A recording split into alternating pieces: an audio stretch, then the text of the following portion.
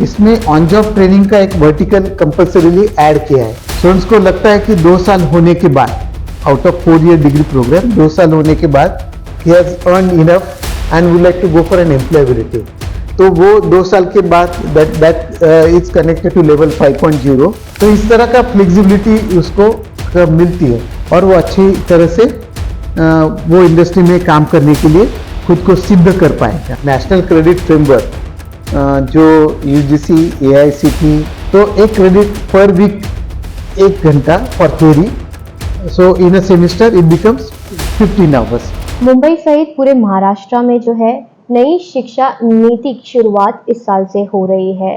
हाल ही में ही देखा गया है कि कुछ विद्यार्थी इस नई शिक्षा नीति को लेकर आंदोलन भी कर रहे हैं, लेकिन एग्जैक्टली ये नई शिक्षा नीति यानी न्यू एजुकेशन पॉलिसी या नेशनल एजुकेशन पॉलिसी क्या है, इसका मुख्य उद्देश्य क्या है, और ऐसे कई सारे सवालों का जवाब देने के लिए आज हमारे साथ मौजूद है मुंबई यूनिवर्सिटी के वाइस चांसलर, साथ ही साथ NEP महाराष्ट्र के प्रमुख सदस्य कमेटी के प्रमुख सदस्यों में से एक डॉक्टर रविंद्र कुलकर्णी जी। सबसे पहले तो आपका स्वागत है। रविंद्र जी, सबसे पहला सवाल मेरा यही है कि नेशनल एजुकेशन पॉलिसी, ये नई शिक्षा नीति है क्या, इसे किस तरीके से इम्प्लीमेंट किया जाने वाला है, उसका उद्देश्य क्या है? नेशनल एजुकेशन पॉलिसी एक कंप्लीटली स्टूडेंट सेंट्रिक है। इसका मूल उद्देश्य यह है कि स्टूडेंट्स के लिए कंप्लीट फ्लेक्सिबिलिटी मिले। हम लोग जो करिकुलम डिस्क्राइब करते हैं उसमें हम स्टूडेंट्स को क्या लेना है ये हम लोग डिक्टेट करते, rather dictating the choice of subjects to students. Rather than that, we are providing a flexible curricular framework, and the student will get a lot of choice to take up different subjects.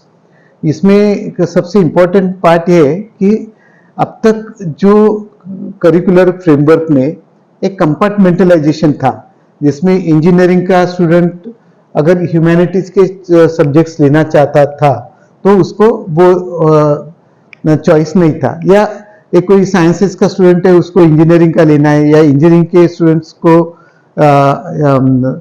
Commerce का लेना है, commerce के students को sciences का लेना है। इस तरह की जो फ्लेक्सिबिलिटी अभी तक नहीं थी, क्योंकि हम लोगों ने अलग अलग फैकल्टी में उनको डिजाइन करके रखा था, जिससे साइंस फैकल्टी का स्टूडेंट अगर कोई BSc कर रहा है तो उसको कंपल्सरीली ही has to choose subjects from sciences only. अभी he will have a freedom to choose even subjects from other like humanities, commerce and management, interdisciplinary और इंजीनियरिंग, इस तरह का। तो सबसे पहले यह है कि the main objective of national education policy is to offer holistic multidisciplinary education so as to provide a effective and aspirational skilling to the students so that their employability can be easily increased. Another part is that it covers variety of the choices which could be given to the students in terms of design of the curricular framework. In fact, हम लोग ये बोल सकते हैं कि student will get a opportunity to choose combination of the subjects. ये flexibility काफी बड़ी है। इसका दूसरा पार्ट ये है कि इसके साथ ही इंटरनेशनलाइजेशन ऑफ हायर एजुकेशन इसमें काफी इन्वॉल्व है, यानी in a long run the higher education institutions in India can have a tie-up with a world-class institutions having ranking within top 1000 under QS or Times for design of like dual, joint and twinning degree, ये भी हो सकता है। और 2 institutions के बीच में credit का exchange हो सकता है। स्टूडेंट्स के लिए एक या 2 मल्टी इंस्टीट्यूशनल लर्निंग मॉडल भी पॉसिबल है। सर, आपने स्किल डेवलपमेंट और एम्प्लॉयमेंट के बारे में बताया, तो ये नई शिक्षा नीति है क्या उससे जो क्योंकि हम देखते हैं कि युवाओं में सबसे ज्यादा बेरोजगारी दिखाई देती है, तो ये नई एजुकेशन पॉलिसी जो है उसके इससे जो अनएम्प्लॉयमेंट है क्या उसका खात्मा करने में ये मददगार साबित हो सकती है? जरूर। जो मेन इंपॉर्टेंट एस्पेक्ट्स उसमें और 2 है। एक है कि जैसे मैंने एक वर्ड यूज किया था कि एस्पिरेशनल स्किल, ये एस्पिरेशनल स्किल्स स्टूडेंट्स को किस तरह से मिलेंगे, वो है it is by offering through vocational and skill enhancement courses. जो अलग अलग वर्टिकल्स है उसमें एक इंपॉर्टेंट वर्टिकल है vocational and skill enhancement courses, जिसमें सपोज फिजिक्स का स्टूडेंट है तो उसको फिजिक्स के सब्जेक्ट से रिलेटेड क्या प्रोफेशनल स्किल्स लगेगी, क्या वोकेशनल स्किल्स हो सकते हैं, what are the skills that are required to be enhanced so that the employability of the student can be increased। इस तरह का ध्यान उसमें रखा गया है। सपोज अगर कॉमर्स का स्टूडेंट है तो कॉमर्स के लिए वोकेशनल स्किल्स डिजाइन हो सकते हैं, जैसे कॉमर्स के स्टूडेंट्स को हो सकता है लॉजिस्टिक रिलेटेड स्किल्स मिलेंगे, या टैली या कनेक्टेड सॉफ्टवेयर अकाउंटिंग प्रैक्टिसेस से रिलेटेड स्किल मिल सकते हैं। अगर ये स्टूडेंट अगर सपोज लैंग्वेजेस का है तो लैंग्वेजेस में डिजिटल कंटेंट किस तरह से कर सकते हैं, इसका ट्रेनिंग वोकेशनल स्किल्स उसमें मिल सकता है। तो जो मेजर सब्जेक्ट है which is the focus of the degree, उसके साथ वोकेशनल एंड स्किल एनहांसमेंट के अराउंड 14 to 18 क्रेडिट्स लेना एक करिकुलम का पार्ट बनाया गया है, जिससे वो स्टूडेंट वो सब्जेक्ट से रिलेटेड हैंड्स ऑन ट्रेनिंग मिल सकती है, जिसके साथ वो बाहर उसका यूज जॉब मिलने के लिए या खुद का व्यवसाय शुरू करने के लिए कर सकता है। इसमें एक ऑप्शन दिया गया है which was not there in previous policy, that is considered as multiple entry and exit policy. लेकिन अभी हमारा किस तरह का है कि प्रीवियस पॉलिसी में हम बोल सकते हैं कि साइंस आर्ट्स कॉमर्स के degrees way defined on 3 year basis. अभी it is either 3 year or 4 year. So within 3 year or 4 year, the student can opt for multiple exits also. Say for example, students को लगता है कि 2 साल होने के बाद, out of 4 year degree program, 2 साल होने के बाद he has earned enough and would like to go for an employability. तो वो 2 साल के बाद that is connected to level 5.0. उसके साथ जब वो हर ईयर के लिए करीबन 40 to 44 क्रेडिट्स होंगे, 2 साल के लिए नेचुरली 80 to 88 क्रेडिट्स होंगे, करस्पॉन्डिंग लेवल 5 होगी। वो कंप्लीट करने के बाद अगर student would like to take up an exit, तो उसको एग्जिट करने के पहले एडिशनल 4 क्रेडिट्स के स्किल एनहांसमेंट कोर्सेज करने होंगे which is related to the employability. For example देखिए अगर कॉमर्स का स्टूडेंट एग्जिट लेना चाहता है तो उसको 4 वीक का कोई बैंक में या प्रोफेशनल फाइनेंशियल ऑर्गेनाइजेशन में ट्रेनिंग करना पड़ेगा, या केमिस्ट्री का स्टूडेंट हो तो उसको 4 वीक में के लिए केमिकल इंडस्ट्रीज में ट्रेनिंग करनी पड़ेगी। इस तरह का वो 4 क्रेडिट का अगर वो ट्रेनिंग प्रोग्राम कंप्लीट करता है, स्किल प्रोग्राम कंप्लीट करता है, तो उसको एग्जिट करने के लिए परमिशन मिलती है। The exit will be with award of UG diploma. तो इस तरह का फ्लेक्सिबिलिटी उसको मिलती है।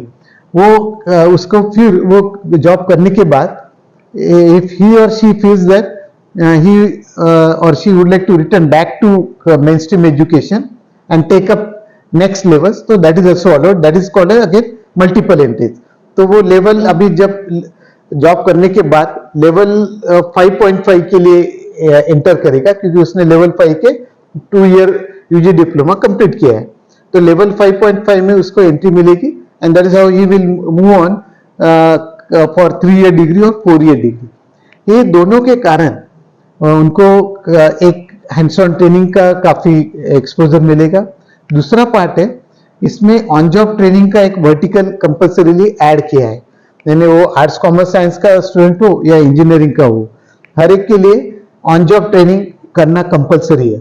यानी अगर 3 year डिग्री प्रोग्राम है तो उसको 4 क्रेडिट का ऑन जॉब ट्रेनिंग करना है। अगर ये 4 year डिग्री है विच इज एन ऑनर्स, तो उसको 8 क्रेडिट का इंटर्नशिप करना है। तो उससे क्या फायदा है, he will get an actual exposure of industrial practices. Industries में किस तरह का काम करना पड़ता है, इंडस्ट्रीज में प्रोजेक्ट उसको करने के लिए मिलेंगे, इंडस्ट्री में एक्चुअली उसका शॉप फ्लोर एक्सपीरियंस मिलेगा, जिससे उसका कॉन्फिडेंस बढ़ेगा, एम्प्लॉयबिलिटी स्किल बढ़ेगी और वो अच्छी तरह से वो इंडस्ट्री में काम करने के लिए खुद को सिद्ध कर पाएगा।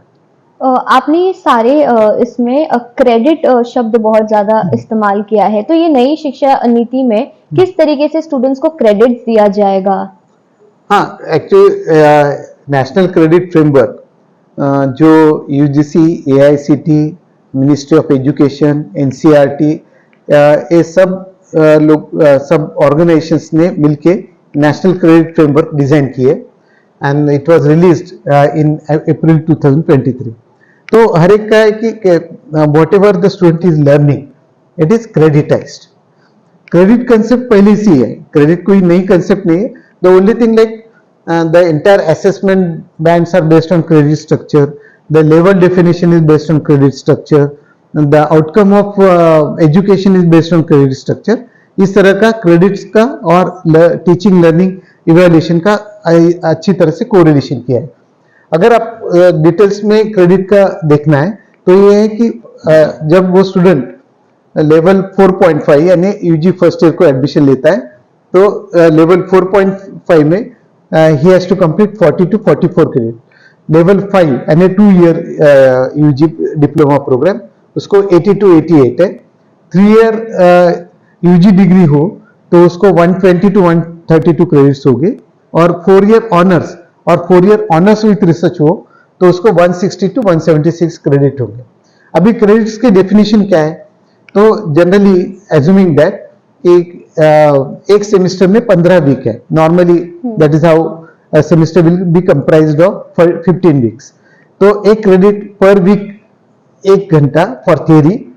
सो in a semester it becomes 15 hours. So 1 credit is equal to 1 hours of theory in a week और 15 आवर्स इन अ सेमेस्टर. अगर वो लेबोरेटरी हो तो 1 credit is equivalent to 2 hours of laboratory practical in a week और 30 hours in a semester. And on an average national credit framework ये बताती है कि जब वो स्टूडेंट 40 क्रेडिट्स कंप्लीट करेगा तो उसके साथ 1200 आवर्स का लर्निंग उसने कंप्लीट किया है. ये क्रेडिट का और लर्निंग आवर्स का कोरिलेशन नेशनल क्रेडिट फ्रेमवर्क ने प्रस्तुत किया है. तो नेचुरली इसका मतलब 40 क्रेडिट्स को 1200 लर्निंग आवर्स, तो इसका स्ट्रेट फॉरवर्ड रिलेशन से 30 आवर्स पर क्रेडिट इस तरह का आता है.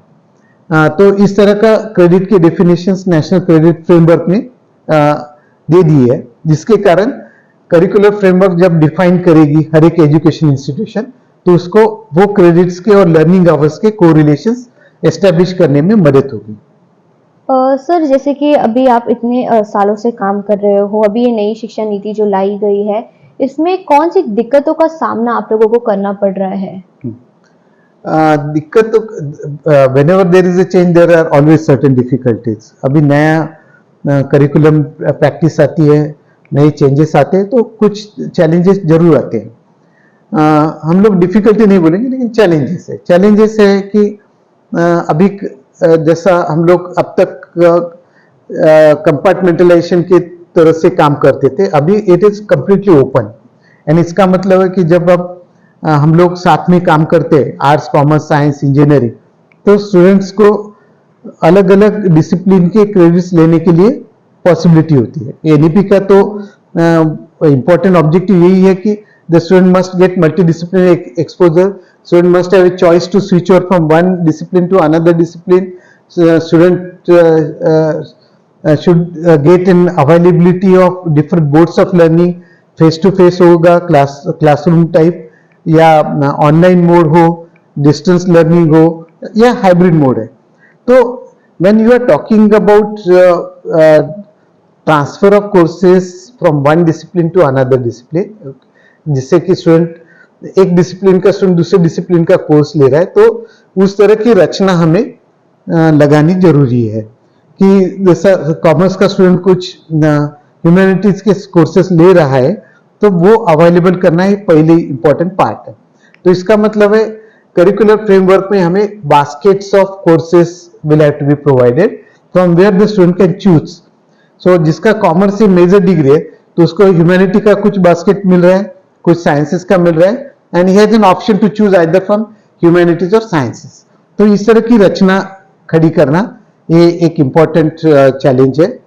सेकंड चैलेंज है कि क्योंकि इसमें टोटल 6 वर्टिकल्स है, मेजर जो फोकस ऑफ डिग्री है, माइनर जो मल्टीडिसिप्लिनरी सब्जेक्ट है which is to be taken from other discipline, तीसरा ओपन इलेक्टिव्स है, fourth vocational and skill enhancement courses है, बाद में हम लोग ability enhancement courses, value education and IKS है, एंड लास्ट में हम लोग ऑन जॉब ट्रेनिंग, को करिकुलर एक्टिविटीज, रिसर्च प्रोजेक्ट, इस तरह के 6 वर्टिकल है। तो हर एक समय हमें वो 6 वर्टिकल्स में क्रेडिट डिस्ट्रीब्यूशन करना, और वो स्टूडेंट के लिए जो नेशनल एजुकेशन पॉलिसी ने जो रखी है कि the student must get due flexibility. बाहर के डिग्री के लिए अगर जैसा कोई स्टूडेंट यूनिवर्सिटी ऑफ मुंबई से एक डिग्री कर रहा है और यूएस के कोई दूसरी यूनिवर्सिटी से सेकेंड डिग्री कर रहा है, तो both of the degrees need to be work in physical mode, and it is to be seen that at least of the total credits, at least minimum 30% of the credit has to be from each institution. ये रखना है।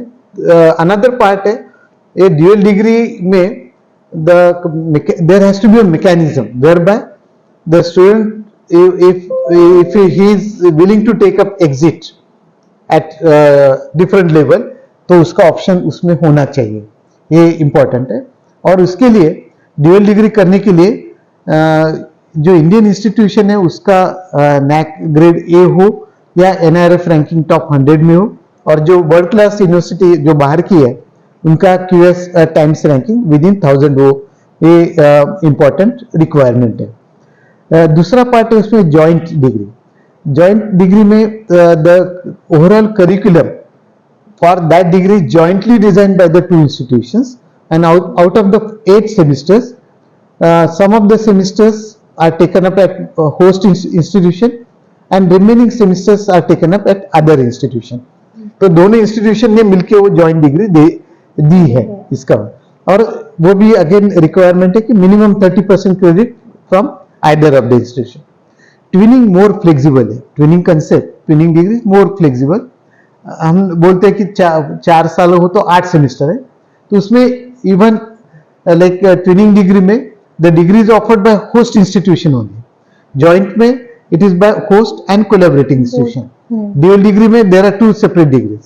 Twinning में the degree is always offered by host institution only, but जिसके साथ collaboration है वहाँ 1 या 2 semesters करने की permission twinning degree में है, so that the student gets an exposure to different practices, different research trends, different infrastructure available in that collaborating institution, जिससे स्टूडेंट्स का एक्सपोजर बढ़ाने में, एनहांस होने में काफी मदद होती है। और जब ये ड्यूअल, जॉइंट या twinning degree if it is between Indian institution and global foreign institution, तो हम लोग बोलते हैं कि the student could become a global citizen in terms of education also. तो एक उस तरह की कंसेप्ट ड्यूअल, जॉइंट, ट्विनिंग में है। There are few autonomous college, तो क्या वहां पर भी ये नई शिक्षा नीति लागू की जाएगी, और अगर की जाएगी तो उधर वहां पर किस तरीके से इम्प्लीमेंट उसको किया जाएगा? तो हम लोग अभी महाराष्ट्र के बारे में डिस्कस करते हैं। महाराष्ट्र गवर्नमेंट ने, government of Maharashtra higher and technical education department ने एक स्टीयरिंग कमेटी कॉन्स्टिट्यूट की है which is monitoring the implementation of national education policy across Maharashtra state, और किसी को इम्प्लीमेंट करने में जो जो दिक्कत है वो सॉल्व करने के लिए, उसका सॉल्यूशन देने के लिए steering committee works under the guidance of ministry of higher and technical education itself. तो फर्स्ट फेज में government of Maharashtra higher and technical education ने डिसाइड किया है कि नेशनल एजुकेशन पॉलिसी का करिकुलर फ्रेमवर्क एक ऑटोनॉमस इंस्टीट्यूशन और यूनिवर्सिटी कैंपसेस में इंप्लीमेंट करना है। ये 2 जगह मेनली इंप्लीमेंट होगा। अभी जैसा आप यूनिवर्सिटी ऑफ मुंबई का एग्जाम्पल लेते हो, तो university of Mumbai has 61 autonomous colleges. Total colleges are 874. Out of that, 61 colleges are autonomous. तो ये जो autonomous colleges है उनको NEP implement करने का freedom गवर्नमेंट ऑफ महाराष्ट्र ने दिया है। सिमिलरली मुंबई यूनिवर्सिटी के जो कैंपसेस है वहाँ के जो यूजी और पीजी प्रोग्राम्स है they will be design on the lines of NEP। अभी इनके लिए ऑटोनॉमस इंस्टीट्यूशंस और यूनिवर्सिटी कैंपसेस के लिए यूजी एंड पीजी का करिकुलर फ्रेमवर्क किस तरह से हो, इसका निर्देश steering committee through government of Maharashtra ने दिया है, जिसके लिए कारण 3 अलग अलग जीआर हमारे सामने आते हैं। एक पहला गवर्नमेंट रिजोल्यूशन है, वो 20 अप्रैल है, वो आर्ट्स कॉमर्स साइंसेस के लिए करिकुलर फ्रेमवर्क किस तरह का हो उसका पूरा निर्धारण करता है। 16 मई का जो अलग सेकंड जीआर है, वो पोस्ट ग्रेजुएट एजुकेशन में curricular framework and credit distribution किस तरह का हो ये निर्धारित करता है। और 4 जुलाई का जो जीआर है, वो इंजीनियरिंग का करिकुलम फ्रेमवर्क किस तरह का हो वो कंप्लीट निर्धारित करता है। तो इसके लिए जो तीनों 20 अप्रैल, 16 मई और 4 जुलाई के तीनों जीआर में क्रेडिट डिस्ट्रीब्यूशन ईयर वाइज किस तरह का हो, अंडर डिफरेंट वर्टिकल्स किस तरह का हो। जैसे कि हम बोलेंगे कि there are 6 verticals under UG, तो लेवल 4.5 में अंडर 6 वर्टिकल्स क्या क्रेडिट डिस्ट्रीब्यूशन हो सकता है। सेकेंड लेवल यानी लेवल 5, लेवल 5.5, हर एक 6 वर्टिकल्स में क्रेडिट डिस्ट्रीब्यूशन किस तरह का हो ये निर्धारित करता है। 4th ईयर में ऑनर्स और ऑनर्स विथ रिसर्च की there are 2 options available. Honours हो तो 4 क्रेडिट का एडिशनल ऑन जॉब ट्रेनिंग है। ऑनर्स विथ रिसर्च हो तो उसको 12 क्रेडिट्स का सेपरेट रिसर्च प्रोजेक्ट है।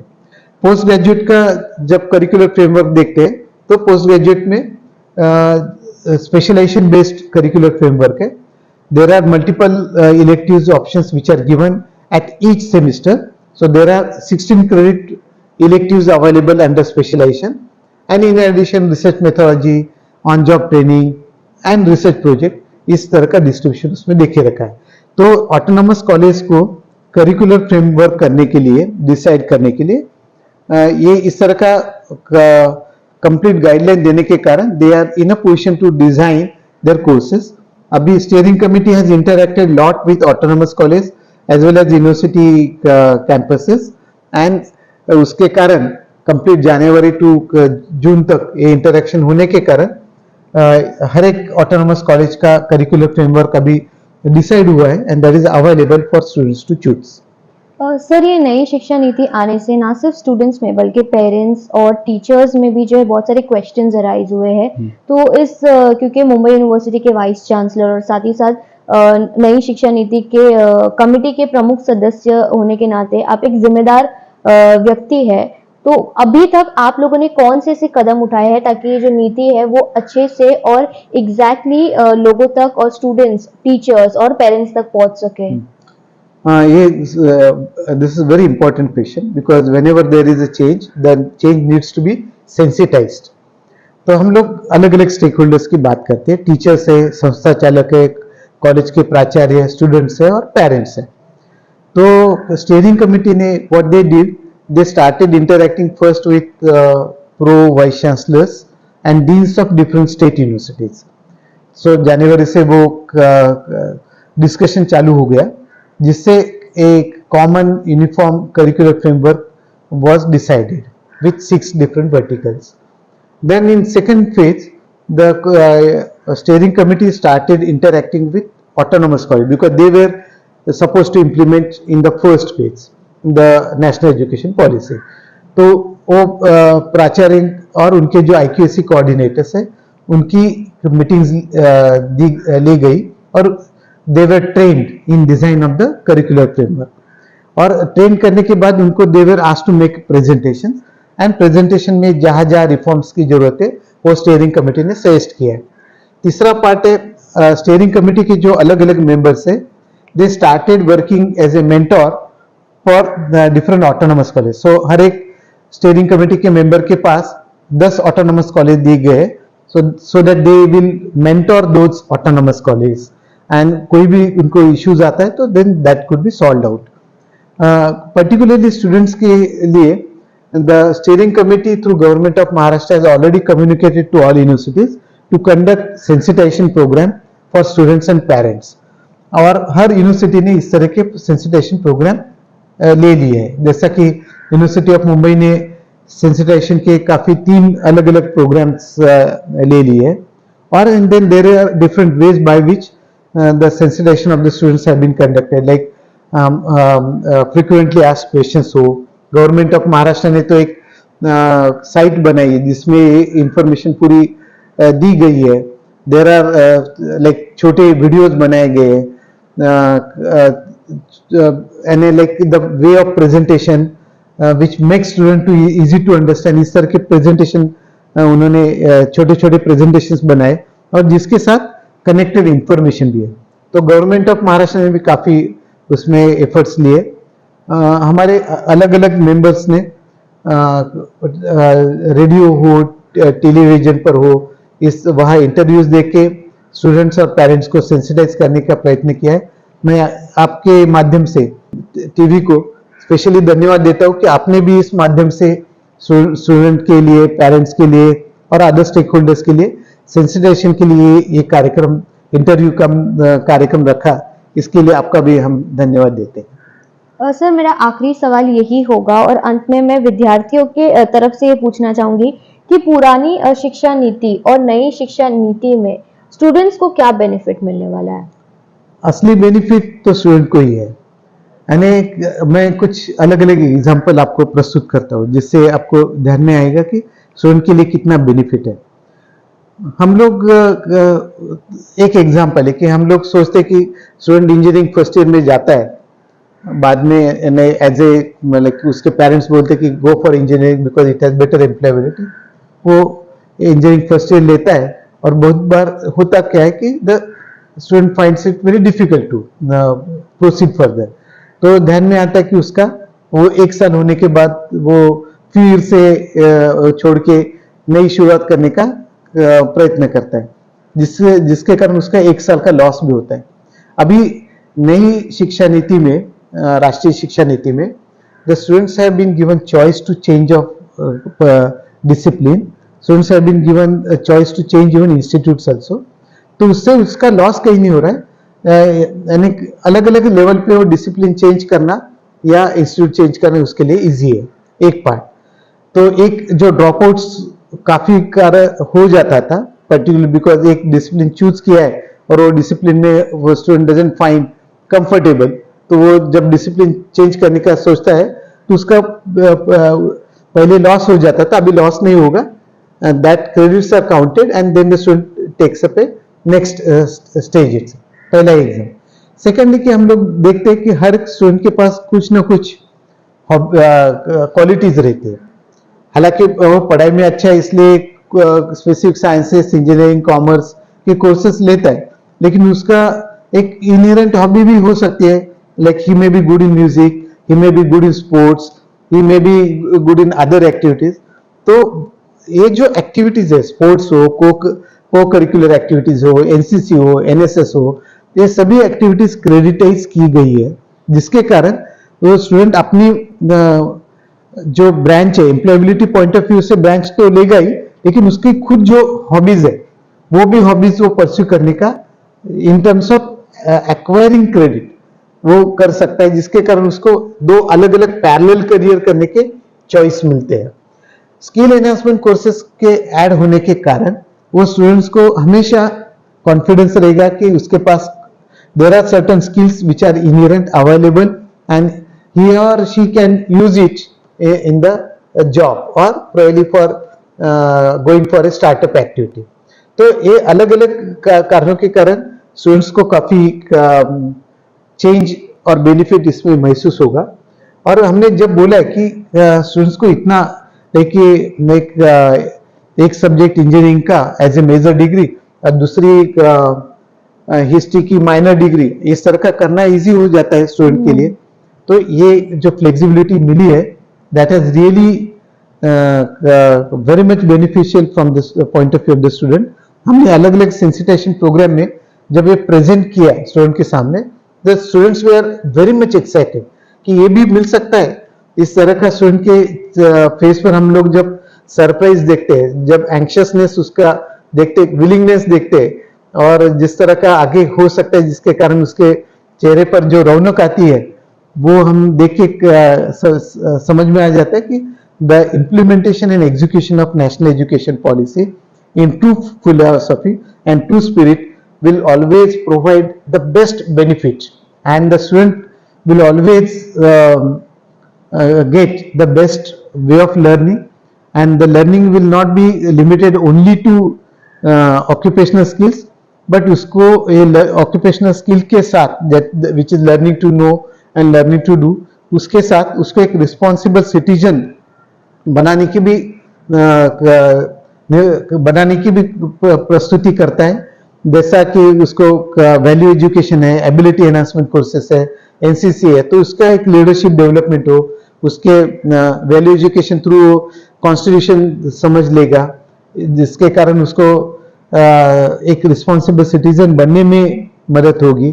तो एक स्टूडेंट का एक सर्वांगीण डेवलपमेंट, एक कंप्लीट होलिस्टिक डेवलपमेंट इसमें एक्सपेक्टेड है, and I am sure it will definitely be feasible and facilitated by higher education institutions by involving students in best possible way. तो ये थे हमारे साथ मुंबई यूनिवर्सिटी के vice chancellor doctor Ravindra Kulkarni ji, जिन्होंने हमें बताया कि ये जो नई शिक्षा नीति यानी नेशनल एजुकेशन पॉलिसी जो है वो किस तरीके से विद्यार्थी को लाभदायक साबित होगी। और कैमरामैन अब्बास शेख के साथ फरियाल सैयद, न्यूज़ 1 इंडिया, मुंबई।